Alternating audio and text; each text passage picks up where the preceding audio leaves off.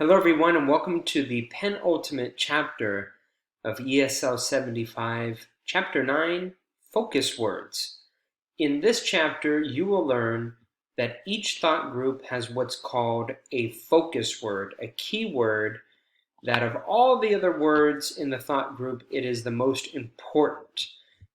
It is often a content word that's the focus word, and it's the most key or essential piece of information within each thought group. So you'll learn how to identify focus words, and then you'll also learn how how English speakers signal focus words in terms of the pitch of our voice, giving additional emphasis to that particular word. So in summary, thought groups have both unstressed structure words, and another word or another term for structure words would be function words, right? We talked about these when we were talking about stressed and unstressed words. Function words or structure words consist of prepositions, articles, helping verbs, what are also called auxiliary modals, negatives, subject pronouns, possessive adjectives. All of these provide correct grammar or grammatical structure. That's why we call them structure words. They give us the grammar, but they don't give us any information, right? They don't serve that purpose. They serve a grammatical or structural purpose. Those are unstressed because they don't provide information. We also have stressed content words, right? Content words being nouns, verbs, adjectives, adverbs, and the like. They provide us with what? They provide us with information, right? Who, what, when, where, why, how, all of those questions, those interrogatives, WH words, can be answered with content words. That's why we stress those words. We talked about these when we talked about thought groups last chapter, that the vowel sound in those content words is stressed.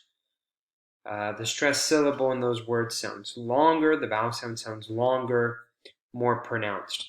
So within these thought groups and within those content words, there's one word that's stressed more than any of the others, right? The most important word in the thought group, and that's what we call a focus word. It's the most noticeable, ear-catching word in every thought group. Take a look at the example. Some of my best friends are people in my class. We have two thought groups here. Best friends are both content words, right? They're both stressed. Best is an adjective. That's why it's a content word. Friends is a noun. Now, the most important word in that thought group, though, is friends, the noun, right? Are people in my class. People, class, are both nouns, right? They're both content words. Everything else is unstressed because there are structure words, only providing grammar structure. Now, of these two content words, in this thought group, class is the focus word. And the focus word, this is what we're going to look at in this chapter, right? Number one, how do we identify a focus word?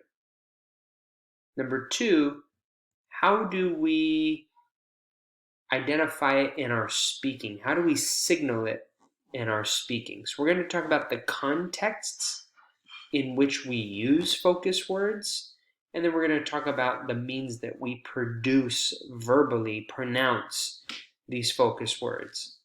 Definitely they are stressed, right? Because a focus word is the most important content word in a thought group. So they're certainly stressed, but there's some other things that we can do with our pronunciation to really emphasize and signal a focus word in a thought group. Being able to recognize focus words is a major part of not only effective listening, but also clear speaking.